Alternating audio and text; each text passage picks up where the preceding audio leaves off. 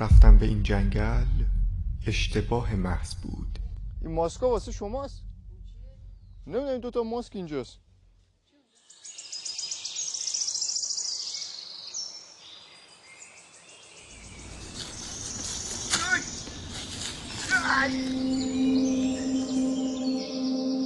کاملا واضحه کمپ کردن توی جنگل یکی از لذت بخشترین تفریحاییه که یه انسان میتونه انجام بده، اما به نظر من این تفریح زمانی لذت بخشه که اولا تنها نباشید و دوما من نباشید. یعنی واقعا از من بدشانس‌تر وجود نداره. شنیدین میگن هر چقدر بیشتر به تاریکی خیره بشی تاریکی هم همونقدر به تو خیره میشه؟ این دقیقا حکایت منه. یعنی هر جایی میخوام برم ویدیو ضبط کنم، هر جایی میخوام برم تفریح کنم و هر کاری میخوام انجام بدم، اتفاقی میفته و با صحنه‌ای روبرو میشم که کل برنامه‌ام و کل روزم خراب میشه. یا خفگیر حمله میکنه یا حیوانی چیزی میفته دنبالم و کلا یه سری اتفاقایی میفته که دیدید 100% تک تکشونو. و این جنگل هم همچین داستانی داشت. جالبه که من 3 بار میخواستم این کمپ جنگل رو انجام بدم، یعنی 3 بار من این ویدیو رو ضبط کردم و هدف از ضبط کردن این ویدیو صرفا بیشتر یه تفریح بود. من میخواستم یه ویدیو Q&A ضبط کنم. خیلی ها میدونین چیه این سبک ویدیوها. میخواستم به یه سری سوالایی که ازم میپرسین جواب بدم توی جنگل و کلا یه روز تفریح کنیم و عشق کنیم و لابلاشم یه چند تا چیز ترسناک بهتون نشون بدم. بذارید من از این تصویرش خوشم نمیاد. من 3 بار این ویدیو رو ضبط کردم. بار اول که رفتم بارندگی شد، یه بارون شدیدی می اومد که تجهیزات نداشتم، فیلمبرداری کنسل شد. بار دوم که رفتم فیلمو کامل ضبط کردم، اما میکروفونم اونقدری بد این صدا رو ضبط می‌کرد و خشخش داشت که اصلا نمی‌شد هیچ کاریش کرد. به خاطر همین اونم کنسل کردم و الان بار سومه که وقتی رفتیم اونجا برای بچه با صحنه‌ای مواجه شدم و اتفاقایی توی شب افتاد که واقعا فرار کردم. همه چی از اون روز شروع شد که من همراه با فیلمبردار به یه جنگل بسیار بزرگ رفته بودیم تا 1 روز تمام اونجا کمپ کنیم. اگرچه اینو اضافه کنم که فیلمبردار بعد از اینکه وسایل کمپ رو با هم آورد و محل کمپ هم مشخص شد، سوار ماشین شد و ازش خواستم منو تنها بذاره و برگرده خونه و از یه جا به بعد که بهتون میگم کلا تنها میشم توی جنگل. دمدمای ظهر رسیدیم اونجا، یه جنگل فوق العاده زیبا که بعد تقریبا 5 دقیقه پیاده روی رسیدیم به یه جای خوب جنگل و حسابی از جاده دور شدیم. اما اینجا بود برابچ که کل داستان عوض شد. وقتی داشتیم توی جنگل قدم میزدیم و دنبال یه جای مناسب بودیم تا چادر رو بذاریم و کمپ کنیم، چشمم به یه درختی افتاد که انگار یه چیزی ازش آویزونه. در نگاه اول خیلی شبیه پلاستیک آشغال بود و با خودم گفتم این چه آدم بی‌فرهنگی بوده اومده آشغال رو اینجا گذاشته رفته و یکم بد و بیرا گفتم. اما وقتی نزدیک درخت شدم فهمیدم این اصلا یه چیز دیگه است. یعنی واقعا از این مسخره تر نداریم. برای بچه 3 بار دارم من این کمپ رو ضبط میکنم، هر 3 بار یه اتفاقی میفته. یعنی کل دنیا دست به دست هم میدن که من این کمپ رو ضبط نکنم. بار اول بارون بارید، بار دوم چون میکروفون خراب شد، الان کامل درسته. بار سوم که الان میشه یه چیزی اونجا دیدم که شاید زیاد چیز خاصی نباشه ولی از من توقع مثبت بینی نداشته باشید. اصلا نمیفهم چی بگم. چادرمون اونجاست، چادر اونجا نصب کردیم. خب زیادم از جاده اصلی دور نیستیم، جاده هم یکم اون بالاتره. صدا موتور کامل شدیدیم. خب قرار بر این شد که ما دمدمای غروب از سمت چادر تا وسطای جنگل پیاده بریم و یه ولای خیلی بم ضبط کنیم، 24 ساعت بمونیم. همین اول را که ما چادر رو نصب کردیم اینجا یه رودخونه است. من رودخونه رو دنبال کردم چون واقعا قشنگه، گفتم ببینم کجا میره. رسیدم به اون درخت شکسته، دیدم یه چیزی از شاخش آویزونده. اول فکر کردم شاید پلاستیک آشغاله، ولی وقتی رفتم نزدیکش برابرش بیایم ببین چیه. باور نکنید حق دارید، اصلا اصرار ندارم چون من خودم واقعا خندم گرفت. این چیه؟ 2 تا ماسک عین هم، سگ فکر کنم. آره سگه. خب بعد چون الان آخر هفته است، حالا شاید یه چیز خاصی نباشه، خب چون آخر هفته است، حدس من اینه شاید یه خانواده اینجا بودن، چون چند جا آشغال اینا دیدم متاسفانه. با خودم گفتم شاید اینا بچهای کوچیک داشتن، دوتا از این ماسکا داشتن با هم بازی میکردن. حدس من اینه. خب ولی اینکه چرا این ماسکا رو با خودشون نبردن اینجا گذاشتن خیلی مسخره است و اصلا جالب نیست برای بچه بیای تو جنگل یه جا کمپ کنی که آرامش داشته باشی یا بیای همچین صحنه‌ای ببینی.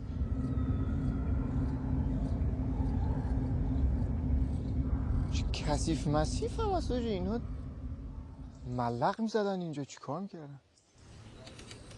چه مرضیه.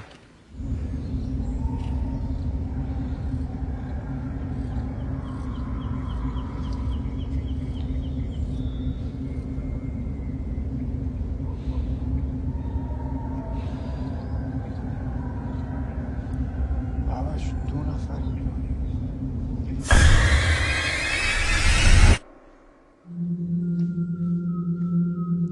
آقا سلام، خسته نباشین. این ماسکا واسه شماست؟ این ماسکا واسه شماست؟ فیلم بگیرم ازتون عیب نداره؟ نه به فیلم چی نگیرم. خب پس چه رد نیست. چی از این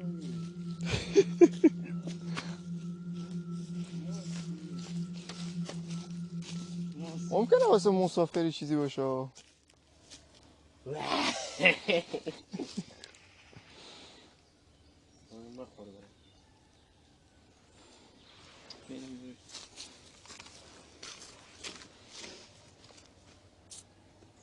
بس نه موتور پیش.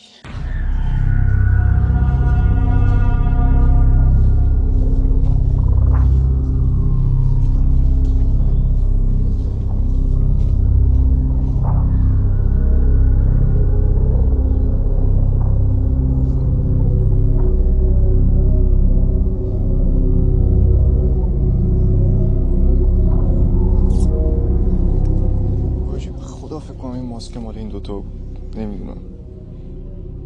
ولی واسه خودشون نبود، چون از ریاکشنشون فهمیدم برابرش یه جوری خودشون شوکه شدن، داشتن مسخره بازی میکردن.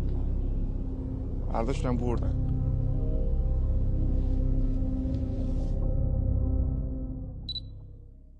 اگه برای بچه کادر دوربین بده من واقعا معذرت میخوام، چون فیلمبردار رو الان فرستادم رفت و تسلط کافی دیگه رو فیلمبرداری ندارم و هدفم بیشتر از این که فیلمبردار رو آوردم این بود که محل کمپمو بدونه که اگه خواست بیاد دنبالم زیاد اذیت نشه و از این حرفا، چون درست حسابی اینجا آنتن نمیده اگه برم وسط جنگل مخصوصا.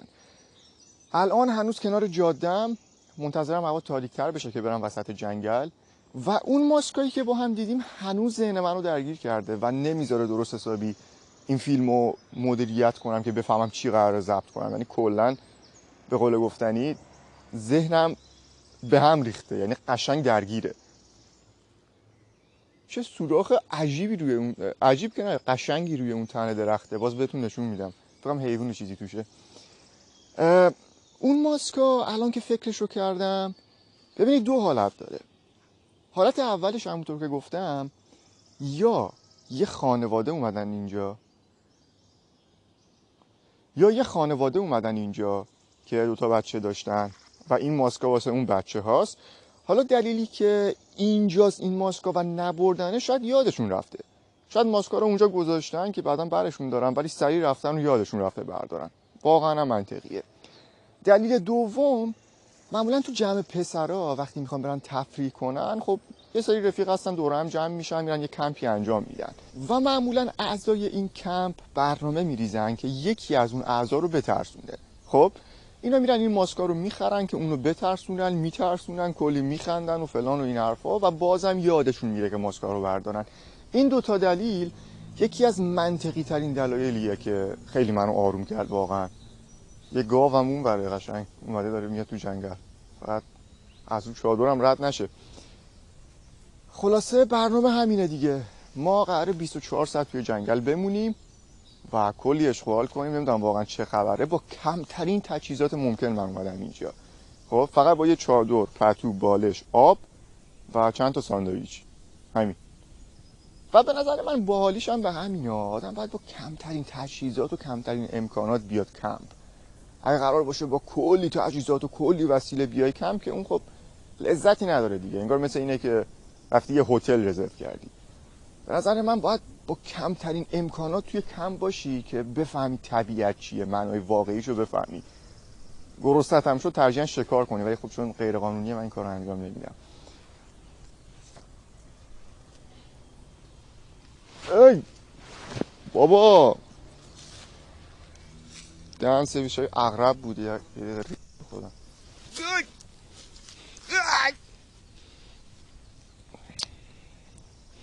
از بدیهای نبودن فیلم بردار من الان واقعا هیچ تسلطی روی کادر ندارم، چون خیلی حساسم روی فیلم برداری، میخوام خیلی خوب باشه. ببینید این که بیایم بهم بگین سعید 2 ماسک دیگه چرا اینقدر میای جو میدی، چیز خاصی نیست، 100% مال یکی بوده یادش رفته ببره، ولی اینو واقعا نمیشه به منی که 6-7 سال تو این ژانر و تو این کارم بگین، چون من واقعا نمیتونم مثبت فکر کنم، چون کارم منو ساخته. یعنی هر جا میرم یه چیزی میبینم منفی بافی میکنم و واقعا باید بهم حق بدین، چون 7 سال تو این کارم. حالا ممکنه خیلی‌ها بگن بابا تو که 5 سال تو این کاری، چون اگه اولین ویدیو یوتیوبمو ببینید مال 5 سال پیشه.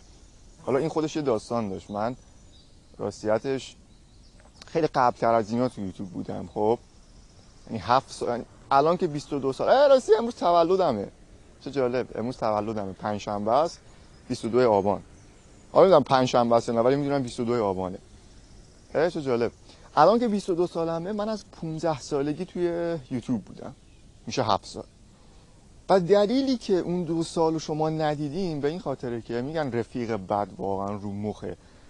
من اول که شروع کردم تو همین ژانر ترسناک بود. خب می اومدم فیلم‌های خفن معرفی می‌کردم، فیلم ترسناک‌های خفن، پشت صحنه‌هاشون رو توضیح میدادم که آره مثلا پشت صحنه‌هاشون اینجوری بوده، بر اساس واقعیت بوده و اینا. خلاصه تو اون زمان خودش خیلی فیلم‌های خفنی می‌ساختم واقعا. بعد مشکلش اینجا بود که من وقتی این پست‌ها رو می‌ذاشتم رفیقام همیشه مسخره‌ام می‌کردن. خب چون واقعا درکی نداشتن از این موضوع. 7 سال پیش واقعا یوتیوب مثل الان نبود. 7 سال پیش خیلی فرق داشت.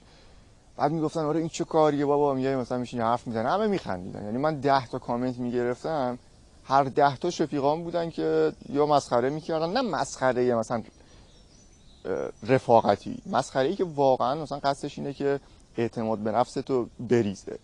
و خب واقعا هم میریزه دیگه یه مدت، چون تو با اشتیاق میای این کارو انجام میدی و بیان همچین حرفایی بزنن واقعا به بر میخوره، ممکنه حتی بیخیال کار بشی. سر همین وقتی من شروع کردم یه 4-5 ماه داخل یوتیوب بودم، همونجوری فیلم چیز میکردم و اینا، و رفیقام هم مسخره‌ام میکردن، رفیقای قدیمم. بعد یه چی دیگه من دیدم اینا واقعا دارن مسخره میکنن، منم اعتماد به نفسم خیلی ریخ. خب سر همین پاک کردم یوتیوبمو، گفتم با ولش کن، من این کاره نیستم. یه چند ماه باز کارهای دیگه انجام میدادم و اینا، باز دوباره شروع کردم همون سبک ترسناک. بعد هیچی، اینا باز دوباره مسخره میکردن. اصلا یه وضعیتی شده بود. و من دوباره پاک کردم چنل، یعنی من 2 تا چنل پاک کردم تو فاصله 2 سال. خب بار سوم که نتیجه شد الان، من به خودم گفتم بذار یه کار کنم، تمام اون رفیقامو بذار بلاک کنم. حالا بذار اینو بهت بگم، اینو بهتون بگم، این جالبه. یادم من یه پست گذاشتم داخل یوتیوب، خب راجع به پشت صحنه فیلم چیز بود اگه اشتباه نکنم، آنابل بود، یادم نیست دقیقاً چی بود. اون پستم مثلا پستای عادیم که 7-10 تا ویو میگرفتن، اون 300 تا ویو گرفت توی یوتیوب. حالا آقا مگه منو خواب میبرد؟ انقدر خوشحال شدم که نگم واسهتون. 300 تا ویو گرفت، 13 تا کامنت. از اون 13 تا کامنت 10 تاش کامنت رفیقم بود، 3 تا کامنت غریبه. جالبه اون غریبه ها یکیشون گفته بودن چه صدای قشنگی داری، یکیشون گفته بودن واقعا فیلم جالبی بود، یکی دیگه هم گفتم واقعا کارت باحاله ادامه بده. اون 10 تای دیگه که رفیقام بودن همه مسخره میکردن. من همون 3 تا رو گذاشتم اولویتم. خب و همون 3 تا واقعا باعث شدن که من واسه بار سوم یوتیوب رو شروع کنم. بار سوم که شروع کردم با خودم گفتم آقا من همه رفیقامو بلاک میکنم، یعنی هر چی پیج داشتن تو یوتیوب، این استا اینا، همه رو بلاک کردم و شروع کردم. و به نظرم بهترین کاری بود که کردم و اگه نمی‌کردم واقعا شاید اصلا به اینجا ختم نمی‌شد. خلاصه گفتم اصلا کجا بود به اینجا رسیدیم حاجی؟ من 1 ساعت دارم حرف میزنم. ها که 7 سال من تو یوتیوبم. ها میگم میخواستم Q&A ضبط کنم اینجا، اصلا کلا یه سری سوالات شما رو پاسخ بدم، ولی اون ماسکا اصلا مسیر رو عوض کرد. چه دورانی بوده. ولی واقعا براش رفیق بد خیلی تاثیر میذاره روی زندگی آدم، واقعا تاثیر میذاره. یعنی اگه من اونا رو بلاگ نمی‌کردم، خیلی رو بلاگ کردم، مثلا اقوام من بلاگ کردم، اما اگه بلاگ نمی‌کردم واقعا نمی‌فهمیدم این راه رو، اصلا این راهو من نمی‌اومدم. میدونی چی میگم؟ چون باز حسش فرق داره. تو اگه از غریبه هیت بگیری یا مثلا از رفیق نزدیکت هیت بگیری، این دوتا خیلی با هم فرق داره. یعنی اگه من همون موقع صفر میچسبیدم، اگه از همون اول من این رفیقامو بلاگ میکردم، شاید واقعا پیشرفت بیشتری تو کارم میکردم. چون 7 سال میگم من، یعنی 2 سال انگار کار و زندگیم الکی پیش رفت. این چنلی که الان دارید میبینید چیزه به اصطلاح شروع سوممه. آره واقعا یادش بخیره، چقدر گذشت شدی. ولی هرچی بود خوش گذشت، هرچی بود واقعا خوش گذشت. بابا ما می‌خواستیم بیایم یه ویدیو ضبط کنیم تو طبیعت، عشق کنیم، صحبت کنیم. خدایا این چه کاریه؟ خدایا چه مشکلی با من داری؟ خدا ما آمدیم اینجا با مخاطبمون حرف بزنیم، یکم درد و دل کنیم، صحبت کنیم. چون من خیلی کم پیش میاد بیام اینجوری صحبت کنم، واقعا ببخشید اگه زیاد صحبت کردم. میاد یه 2 تا ماسک اونجا میذاره، حالا شاید هم چیز عادی بوده، نمیدونم. دیدید که چی شد و اگه باور نکنید واقعا بهتون حق میدم، یعنی واقعا حق میدم اگه باور نکنید، چون احتمال برخوردن با همچین صحنه‌ای میتونه 1 در 1000 باشه. اول همونطور که دیدید زیاد جدیش نگرفتم و با خودم گفتم شاید یه خانواده که 2 تا بچه داشتن اینجا بودن و این ماسکا واسه اون بچه هاست. ولی وقتی رفتم جای ماسکا و یکم دور و برش رو نگاه کردم، فهمیدم نه، کار بچه نیست. بذار ما این دور و بر رو نگاه کنیم، شاید یه ماسک دیگه هم بود، خدا میدونه.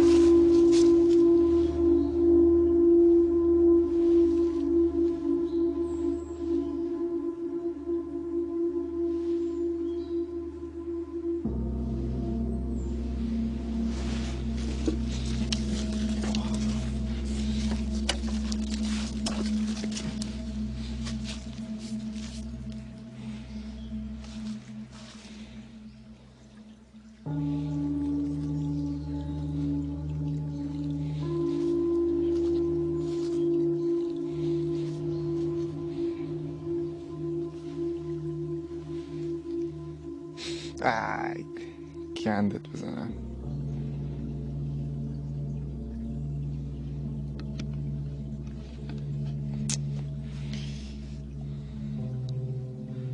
دهن سرویس میخوری اینجا ننداز دیگه.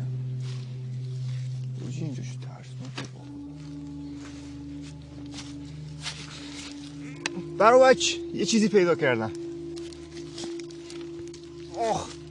برو بچ همین الان که رفتم اونجا اون پشت یکم گشتم، بطری زیاد بود خب، ولی معلوم بود اون بطری مال خیلی وقت پیشه، مثل این بطری بود، مثل اینو نگاه کنید، یعنی مشخصه مثلا واسه شاید 1-2 ساله 3 ساله، ولی این بطری تازه است، یعنی مشخصه تازه اینجا انداخته شده.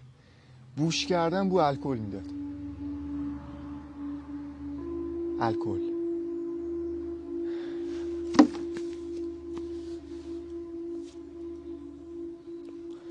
چجوری میخورن اینا؟ ببینید ما تا الان با خودمون گفتیم خانواده اینجاست، این مال بچه است فلان و اینا، ولی الکل اینجا دیدم برای بچه. کار 2 تا آدم بالغه.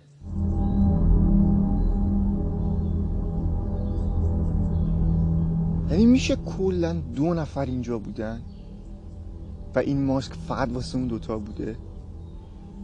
چون الکل دیدم برای باش، الکل تموم شده، بطریه خالی نمیدونم این تو کجاش پر بوده. یعنی اگه این همه اینو خورده باشن که اصلا فکر نکنم زنده باشن، مثلا نکنم این دور و بر باشن. اولی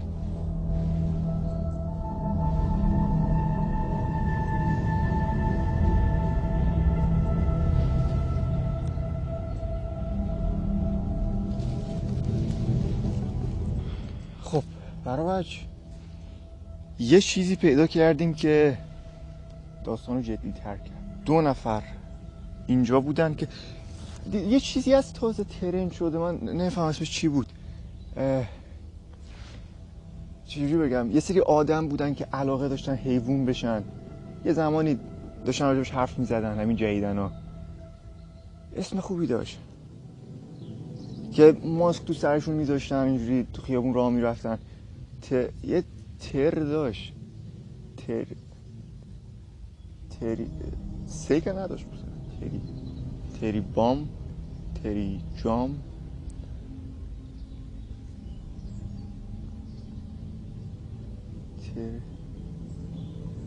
چی بود اسمش؟ نکنه از اوناست. حالا اسمشو یادم رفت، الان میرم باز اگه آنتن و اینترنت داشتیم یه نگاه میندازم. نکنه کار اونا باشه جی. 2 تا ماسک، یه بطری الکل. اصلا جالب نیست برای بچه، اصلا جالب نیست. و بطریش هم تازه است، یعنی بخوام روز بگم یه هفته فکر نکنم اینجاست هست. حالا ماسکا گرد و خاک زیاد داشتن ولی نمیدونم. حالا اون ورتر شاید چیز میز دیگه هم بوده، اگه شد شب میریم با هم کل اونجا رو میگردیم. چون میگم من تنها فیلم بردار با هم نیست، دستم بسته است تو فیلم برداری. ولی وای برگام ریخ.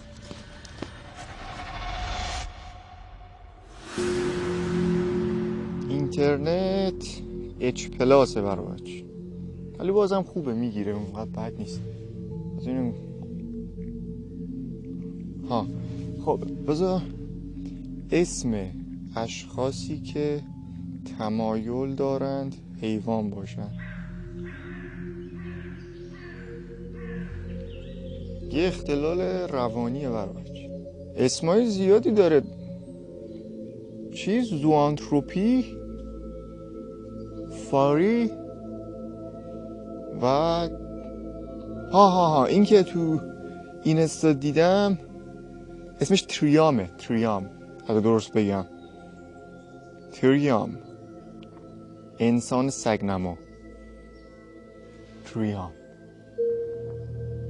حالا نمیدونم اصلا ربطی بهش نداشته باشه، ولی خب واقعا این چه مسخره بازیه آجی. الان یه عکسایی دارم میبینم اصلا عجیب غریب. یه ویدئویی دیدم تو اینستا خب که نوشته تریان در ایران خطر آفرین شد. ببین چیه این؟ از 6 میلیون هم بازدید گرفته. من الان یه چیزی دیدم که نمیدونم این تایید شده است یا نه، خب چون منبع معتبر نداره، ولی نوشته که چند وقت پیش در ایران، خب تو اینستاست، حالا نمیدونم واقعیه یا نه رو نمیدونم، ولی نوشته. داشتم سرچ میکردم راجع بهشون، یهو دیدم پیشنهاد شد تریان در ایران خطر آفرین شد.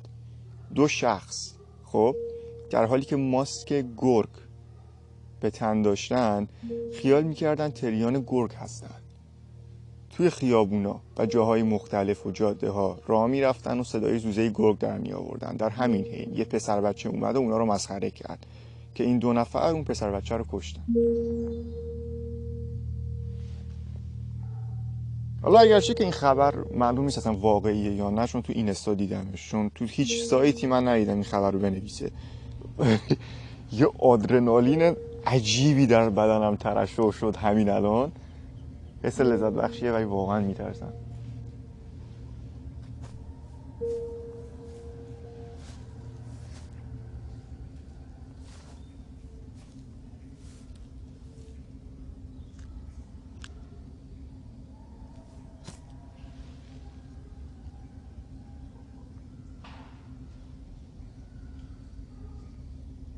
درخت شکست. برای صدای پا رو میشنوی؟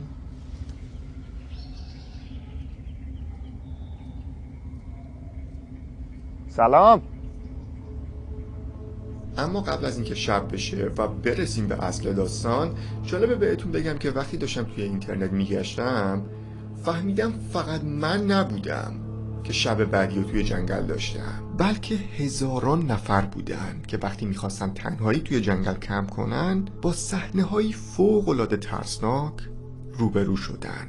برای مثال اولین ویدیو مربوط به چنلی هستش به اسم کریپی آوتدور، یه شخص یوتیوبر که علاقه بسیار زیادی به کمپ کردن توی جنگل داشت، اما در یکی از ویدیوهاش وقتی شب شد و داخل جنگل تنها بود، یه صدای غیر عادی توجهش رو جلب کرد.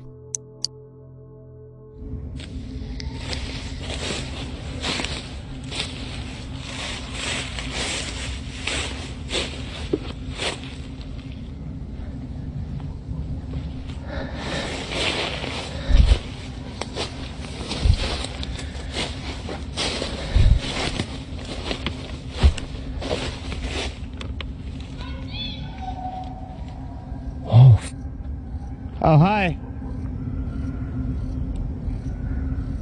What the? I need to get out of here. Oh boy. واقعا ترسناکه. توی جنگل در حالی که شبه و تنهایی یهو صدایی رو بشنوی که میگه من دیدمت، و منطقی ترین کاری که این شخص کرد این بود که از اونجا رفت.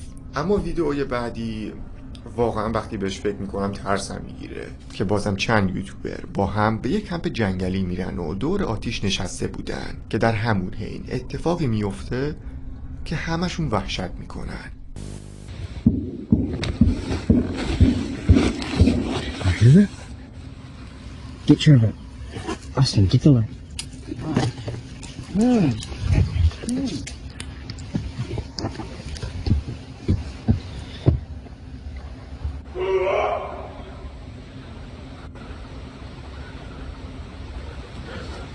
Hey! That was not an elk. Where's our computer? Get my keys. Oh, get ready.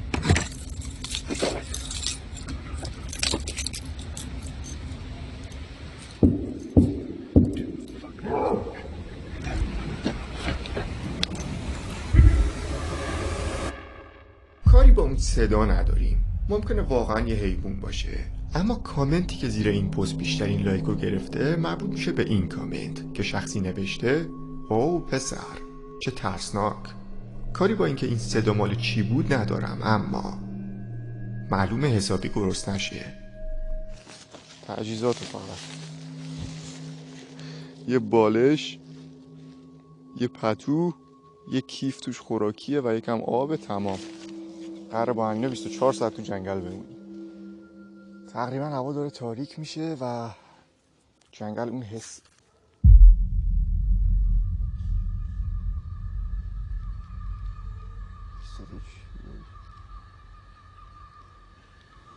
داره حس خوفناکیشو میگیره. الان میخوام تقریبا تا وسط های جنگل برم، خب چون نزدیک های جاده ام الان. بریم.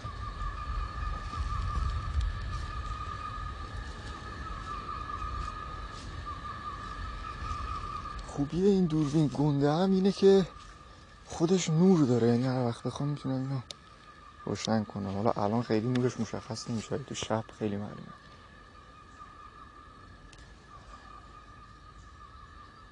چقدر صدای ترق پرق میاد.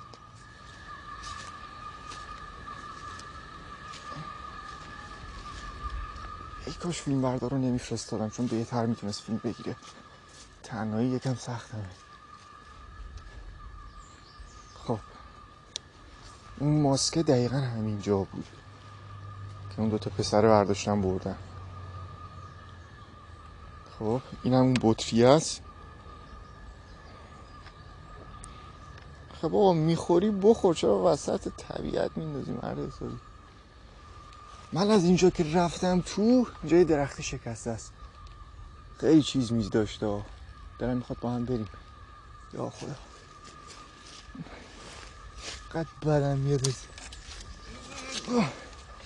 آقا مگه بازیه اینجا درخت میذاری خدا؟ خب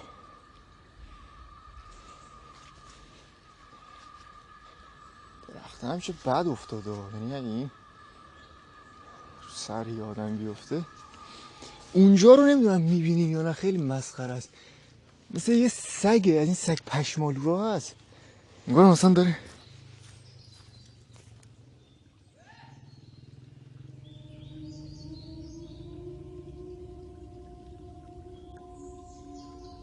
برابچ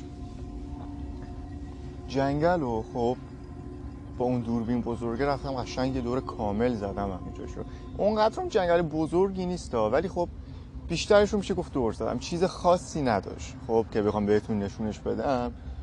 فقط داشتم گشت و گذار میکردم، راههای بدی داشت، اصلا فیلم برداری من خوب نبود، ولی در کل بیشتر جنگل رو که گشتم چیز خاصی ندیدم به جز همون دوتا ماسک و اون بطری الکل. یه چیزی که خیلی منو الان ترسونده و سریع میخوام برم تو چادر، تقریبا الان ساعتهای فکرم 8 و 9 ایناست، صدای پا زیاد میشنوم، انگار مثلا یکی دنبالمه، یه همچین حسی دارم. و حالا اون دوتا ماسک و اون داستانی که با هم خوندیم راجع به اون تریانا جو همه چی رو 100 برابر بدتر کرد. سری پیش که جنگل رفته بودم واضح دیدیم توی اون کلبه گوشت انسان، خب یه جنگل بود رفته بودم، قشنگ جای درخت‌ها مشخص بود اینجا یه خرس بوده، یعنی مطمئنم یه چند صد متر اونورتر از ما یه خرسی بوده 100%. همون حس رو اینجام دارم، یعنی من الان نمیدونم با چه حسایی الان باید چند حس رو باید هندل کنم، یکی خرس، جانور، جن رو که اصلا ولش کنید، اصلا موضوعات ماورایی یعنی 0% ترسم تو جنگل راجبش، همیشه حیوان و یکی انسان. خب البته انسانی که دوست داره حیوان باشه یکیه دیگه، این میشه کلا حیوان. آقا ما رفتیم تو چادر فعلا. خب کم کم داشت شب میشد و جو جنگل از اون چیزی که فکرشو میکنید وحشتناکتر شده بود واسه یه آدم تنها. اما ویدئوی بعدی که توی اینترنت دیدمش و واقعا شما رو شوکه میکنه مربوط به سال 2015 هستش که چند نفر در حالی که با هم به یه منطقه جنگلی رفته بودن و قصد داشتن ویدئوی ورزشی ضبط کنن با صحنه عجیب و غیر عادی روبرو شدن. در اون منطقه دور افتاده 2 نفر در حالی که ماسک روی صورتشون دارن چند متر اون برتر از اونا وایستادن و با یک نگاه تهدیدآمیز و فوق‌العاده ترسناک دارن به سمت فیلمبردار نگاه میکنن، اما دست یکی از اونا اسلحه هست.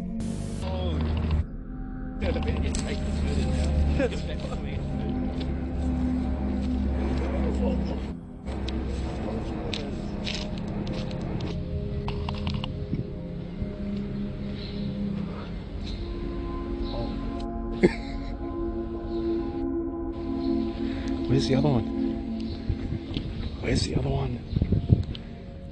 که بعد ضبط کردن این صحنه سریعا گزارش این 2 نفر رو به پلیس دادن. پلیس با هلیکوپتر و نیروهای امنیتی به اونجا رفت. اون 2 شخص رو دستگیر کردن و فهمیدن اون دوتا یه زوج بی خانمان بودن که در اون قسمت از جنگل زندگی میکردن و به هیچ انسانی اجازه نمیدادن نزدیک قلمروشون بشه و با نشون دادن اسلحه اونا رو تهدید میکردن و پلیس ادعا کرد اگه اونا رو دستگیر نمیکرد واقعا ممکن بود در آخر بلایی سر یه نفر بیارن.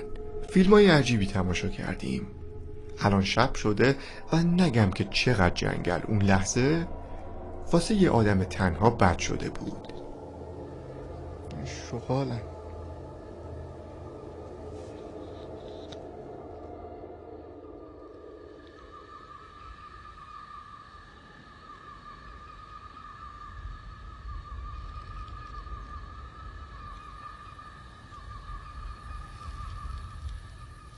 واقعا الان جنگل ساکت.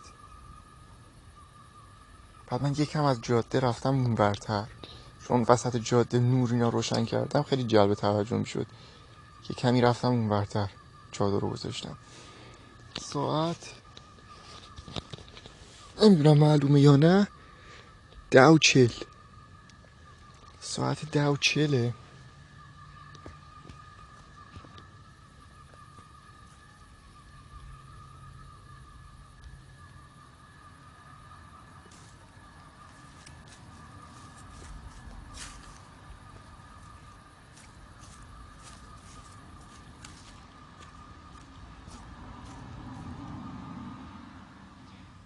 جنگل الان از اون چیزی که فکرشو میکنید برابرش ترسناک تره.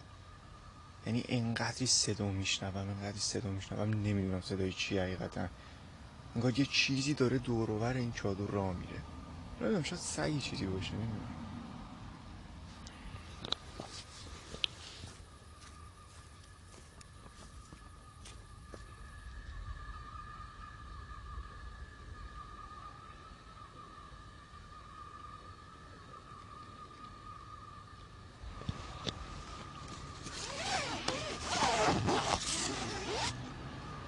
آقا کسی اینجاست؟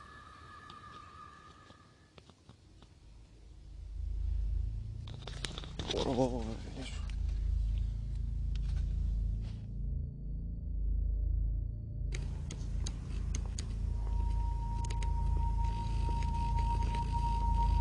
همش اونقدر مهیه و شدید شد خب که مجبور شدیم ماشین رو بزنیم بغل. یکم چیز کن چون هیچ جا رو نمیبینم واقعا.